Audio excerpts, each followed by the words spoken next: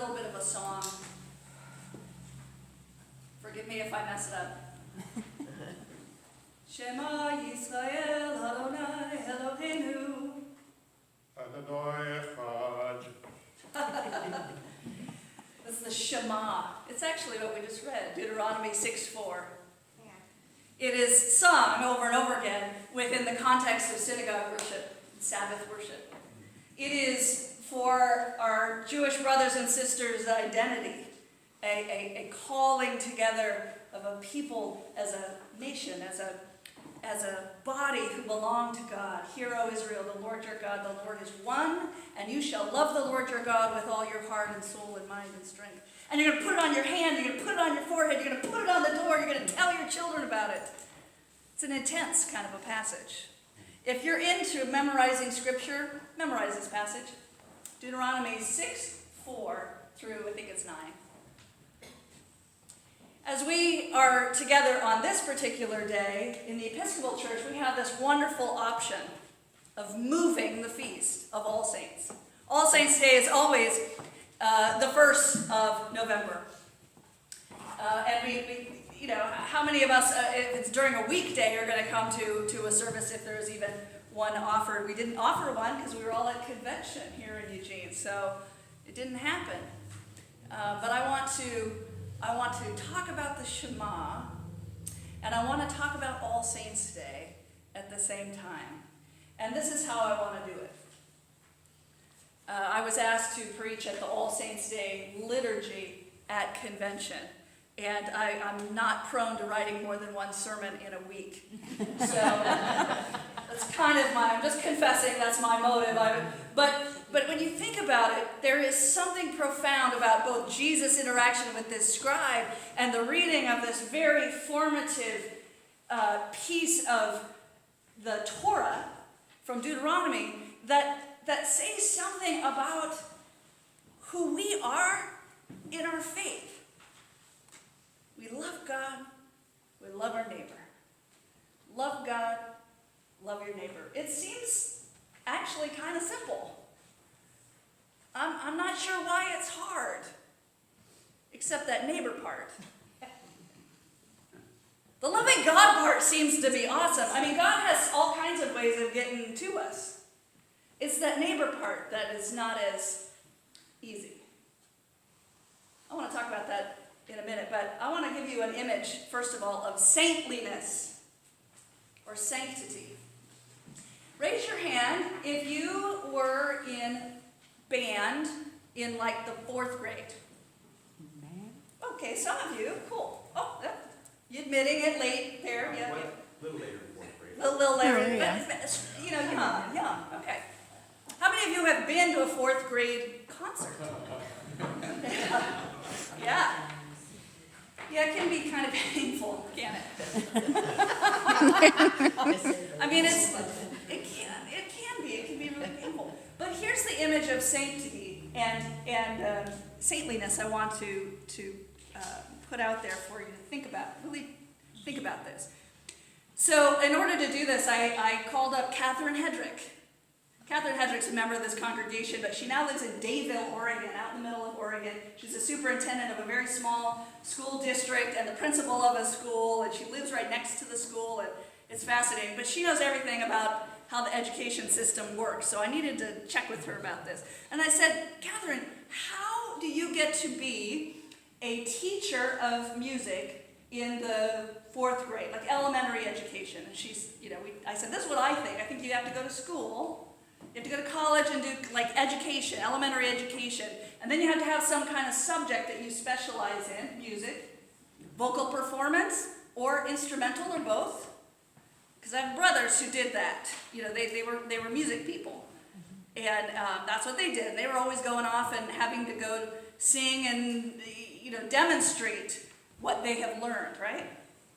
And she said, yes. She wrote back, said, yep, you've got it. That's about it. And the master's degree you have to have now for elementary school. It's just more commonplace than it used to be. Wow. You have to really be good at understanding music and the history of music and music theory and all of that, your own learning, to get a bachelor's degree and a master's degree and performance and all of that. And you're going day by day by day to the 4th grade classroom. 3 blind mice. 3 blind mice. Wow. How do you do that day in and day out? How do you do that? You must have a sense that hearing the symphony can transform you. That you must love the sound of that symphony so much that you have the inner strength and conviction to know that the symphony begins in the 4th grade.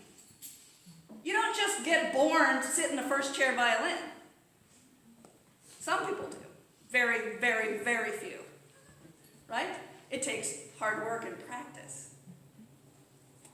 But for that 4th grade music teacher, they have to have a vision of something much greater that carries them through dealing with parents who call up and are cranky, and dealing with instruments that get dropped and broken and otherwise spindulated, mutilated, and children who try, really, really hard, and to inspire them that there's a symphony waiting.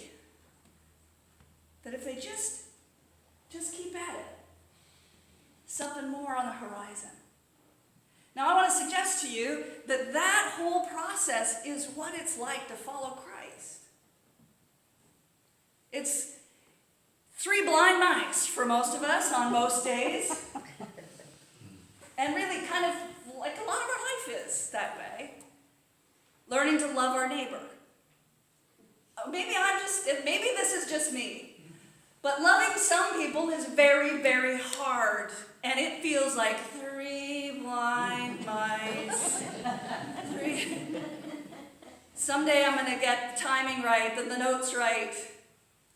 But most of the time it just squeaks. I see a real parallel here with the way in which we have been blessed by saints among us. Who imparted faith to you? I mean, have you always been first chair violin? No. Maybe you're not even that now, I don't know. But you wouldn't be here today if somebody has not or had not invited you and said, you might just want to check out this God thing. This whole business. You may even know somebody who talks as though they've been to the symphony. They got a witness of a sound so glorious that it can raise the dead. And you want some of that. That's who the saints are. They're not perfect by any stretch of the imagination, but they're people who have a vision of God. They've been touched by the presence of God. They know what they have seen and experienced and know that you can too. It's a gift that is imparted to us. And we celebrate them because none of us do anything by ourselves. We like to think we do, but we don't. You've had people around you your whole life, in and out of your life, through seasons of your life, who have called you to a deeper faith, who have challenged you, even some of those dang neighbors, who are very hard to love. Some of them have been saints. They've challenged you to go deeper with Christ, to take seriously the call of the gospel in a new way. That's not just the way that's comfortable, but the way that is requiring a new skill to be learned. Let me give you an example. We had diocesan convention here this last few days, and we had a wonderful, wonderful keynote speaker who is from the National Church to talk about racial reconciliation and talked at length about how difficult it is to love your neighbor. And I was very moved by it because I've been to more than one presentation on this subject where you come away feeling guilty or terrible or like it's too big, can't do it, it's not possible. I don't want to put the energy out to learn 3 blind mice. I don't want to sit with somebody I disagree with and listen and listen and listen. I don't want to do that anymore. I just want me and my thoughts and my counsel because I'm right. But she had such an amazing way of talking about her own struggles. She happens to be, if I heard it right, I understood right, she happens to be Korean American and an Episcopalian, and had just amazing stories for us of what being brought up in a Korean family and the values of a Korean family and the cultural heritage she has, and how that intersected with where she was raised in Washington State, and what she had to experience growing up in school and so on. And she was very honest about it. I was actually stunned by her level of honesty. It was profound and vulnerable. And kind of, at least for me, I know there's others here who were there, but it caught me up short. Like, wow, she's standing in front of a group of 300 people talking about the ways she fails to love her neighbor. She was a little saintliness right there. Because what she led us to is, we can be so much more because God is with us and God is transforming us. There's a greater song. There's more of the kingdom of God than just hunkering down and being in your own space. God has called us to be together. And that sense of prophetic, that what just gathering together as a people, imperfect as we are, that maybe there's a symphony waiting to be born. Those are my words, not hers, but I'm always hearing for the sermon. It's like, oh, she's talking about my sermon. So I have an assignment for you. If it's possible for you just make a little list, a little mental list if you want, of people who have been like that 4th grade music teacher, people who have walked with you, people who have challenged you, people who have said, you can do this, you got this. Or people who said, you are a slacker. There is more to you than this. You can do better. You can do more. Don't give up. But especially the people who do that in terms of our faith. Be bold and believe in God. Take a leap of faith and trust that this isn't just smoke. We're just not deluding ourselves to make ourselves feel better. There's actually a God who loves you and who forgives you and who calls you to his side. We're going to sing in a little while. We're going to sing one of my all-time favorite hymns, For All the Saints. I have to confess that I'm a little disappointed that in this hymnal, our new hymnal, there are only 6 verses instead of the 8 in the Anglican one. But that's all right. We'll only sing the 6 verses of it. In this version, verse 4 is the one I want you to pay attention to. It goes like this. You know this song, and the words will be familiar, I hope. But it really, for me, is the crux of what I'm trying to say. It goes like this. And when the strife is fierce and the warfare long, steals on the ear the distant triumph song, and hearts are brave again, and arms are strong. Alleluia, alleluia.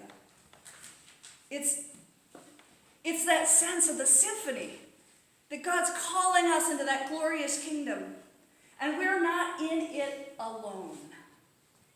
There's a great prayer that's used during the Advent and Christmas cycle, and I use it because I love the image it conjures in my mind. It's very easy to think that this is all there is, just these bodies we're sitting here, but in the church we have this idea that no, they are with us. Those on whose shoulders we stand in faith, they're with us. They stand with us now, only in a greater light and on another shore. But they're here with us. And when we stand to sing and we stand to pray, we aren't alone. We got our 4th grade teachers. The ones that listened to 3 blind mice as we muddled along and learned how to get along in this life and learn to love God and learn to love Jesus. And all the others, our parents, our teachers, our friends, our neighbors, the ones who pointed the way to hope, to the Christian hope, that there is life. That's God's last word, is life. It's a word of life. So here we are, November the 4th, and it's a little bit of Easter going on in these texts. The formation of a people, you and I, called to love God and love our neighbor, and to know without doubt that there is power to do it that's given. Because that's just how God rolls. That's how God rolls.